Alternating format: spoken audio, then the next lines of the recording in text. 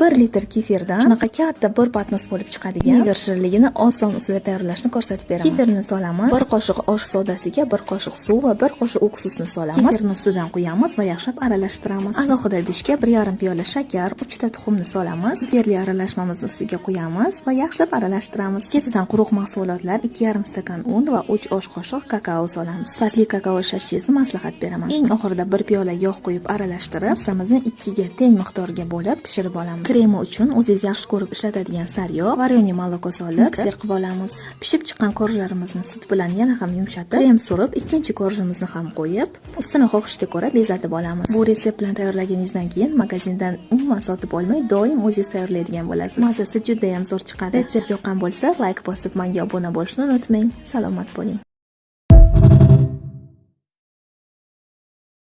1 litr kefirdan shunaqa katta bir patnos bo'lib chiqadigan never shirinligini oson usulda tayyorlashni ko'rsatib beraman. Kefirni solamiz. 1 qoshiq osh sodasiga 1 qoshiq suv va 1 qoshiq уксусni solamiz. Kefirni ustidan quyamiz va yaxshilab aralashtiramiz. Alohida idishga 1,5 piyola shakar, 3 ta tuxumni solamiz. Kefirli aralashmamizni ustiga quyamiz va yaxshilab aralashtiramiz. Kesidan quruq mahsulotlar 2,5 stakan un va 3 osh qoshiq kakao solamiz. Sifatli kakao shashisini maslahat beraman. Eng oxirida 1 piyola yog' quyib aralashtirib, massamizni 2 ga teng miqdorga bo'lib pishirib olamiz. Kremi uchun o'zingiz yaxshi ko'rib ishlatadigan sariyog', varyoniy moloko solib mikser qilib olamiz. Pishib chiqqan korjlarimizni sut bilan yana ham yumshatib, krem surib, ikkinchi korjimizni ham qo'yib, ustini xohishga ko'ra bezatib olamiz. Bu retsept bilan tayyorlaganingizdan keyin magazindan umuman sotib olmay, doim o'zingiz tayyorlaydigan bo'lasiz. Mazasi juda ham zo'r chiqadi. Retsept yoqqan bo'lsa, like bosib menga obuna bo'lishni unutmang. Salomat bo'ling.